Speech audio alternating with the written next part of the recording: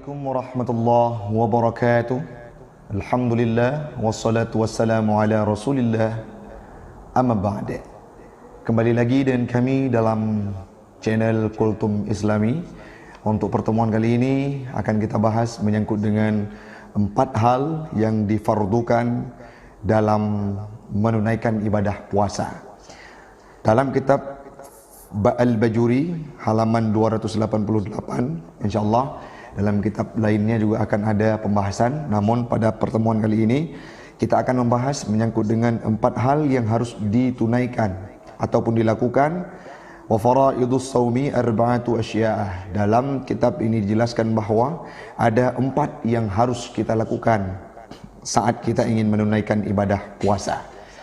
Kita sudah pernah membahas di pertemuan sebelumnya di mana puasa Nabi kita, puasa syariat Nabi Muhammad berbeda dengan puasa-puasa umat sebelumnya, baik itu Nabi Adam, baik itu nabi-nabi yang lain, para anbiya, sebagaimana yang dijelaskan dalam kitab Hasyiah Sawi karangan Imam As-Suyuti.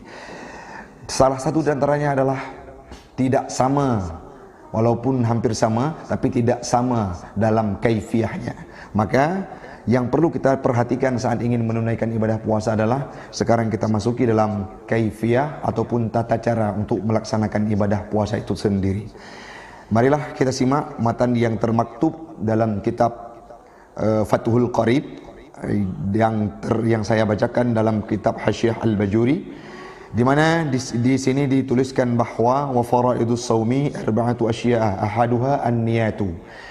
Hal yang pertama yang difardukan oleh syariat kita, dimanapun ibadah yang kita laksanakan, apapun aktivitas yang kita laksanakan, maka niat itu merupakan pondasi dasar, sehingga apapun yang kita kerjakan dalam amaliyah-amaliyah wajib akan bernilai di sisinya Allah dan dalam pandangan syariat apabila dibekali dengan niat yang kita miliki. Sesuai dengan hadis Nabi, innama a'malu bin niat, hanya saja semua pekerjaan, perbuatan itu tergantung pada niatnya. Maka tidak terlepas daripada ibadah puasa, sangat dibutuhkan niat yang kita lakukan pada saat malamnya, lebih spesifiknya lagi saat menjelang sahur. Jadi dalam pendapat beberapa tokoh ataupun ulama-ulama dalam mazhab Asy-Syafi'i mengambil pendapat bahawa niat puasa Ramadan itu boleh dilaksanakan mulai dari terbenamnya matahari, ghurubnya matahari, sampai fajar ataupun sahur, setelah sahur yang kita laksanakan sebagaimana biasanya.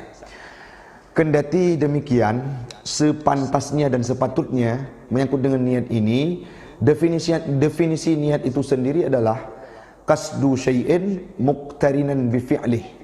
Artinya meniatkan sesuatu, kasat sesuatu. Kita kasat sesuatu dalam hati kita yang menyertai niat kita, kasat tersebut dengan perbuatan yang akan kita lakukan. Contoh, misalkan kita ingin sholat, saat berdiri sholat, di situ baru dianjurkan kepada kita untuk niat sholat.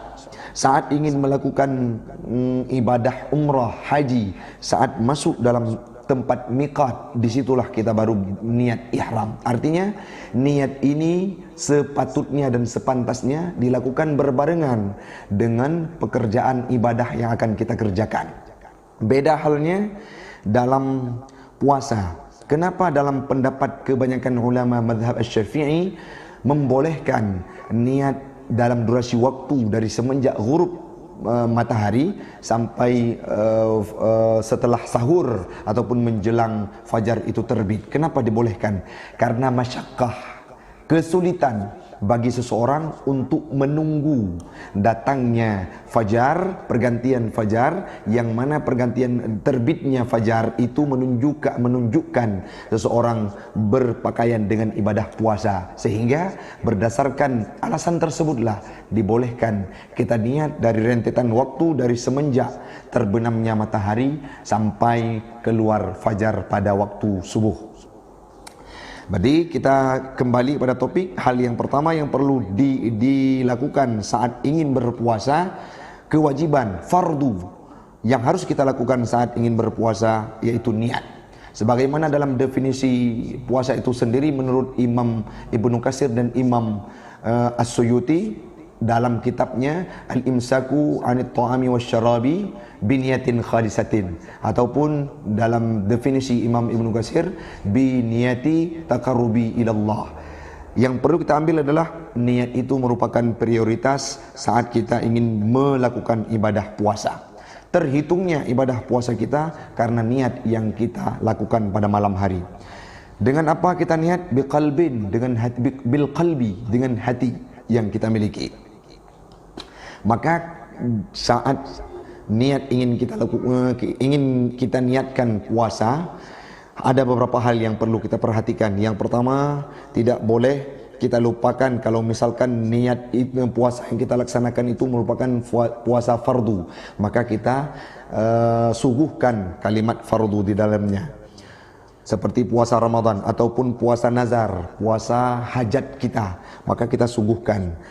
Saat kita lafalkan niat, maka wajib dita'yin. Misalkan puasa bulan Ramadan harus kita suguhkan dalam lafal niat, dalam niat yang kita lakukan puasa Ramadan. Kasat, ta'arad dan ta'yin itu diperlukan dalam sebuah niat untuk melakukan sebuah ibadah.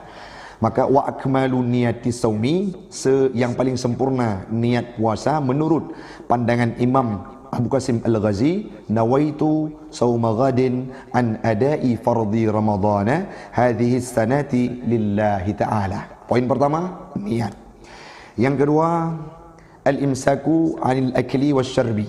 Menahan diri itu fardu yang kedua, harus mesti kita menahan diri dari makan dan minum. Yang selanjutnya, kalau ada orang yang pada hari pertama puasa dia lupa akan puasa tersebut, maka itu tidak terhitung dalam hal yang membatalkan puasa karena termasuk dalam kategori orang yang lupa. Yang ketiga, menahan diri daripada jima, al-jima'i amidan. Adapun jima nasian fakal akli nasian.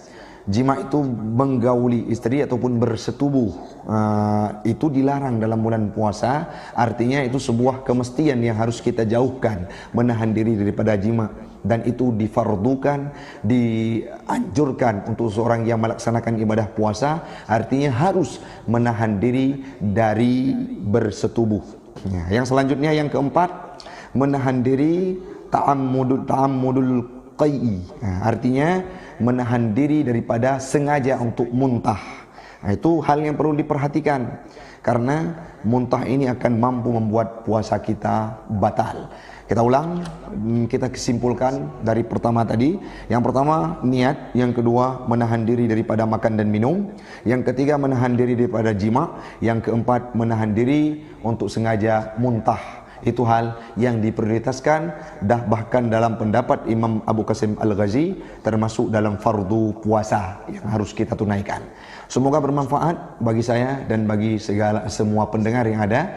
Demikian, Assalamualaikum warahmatullahi wabarakatuh.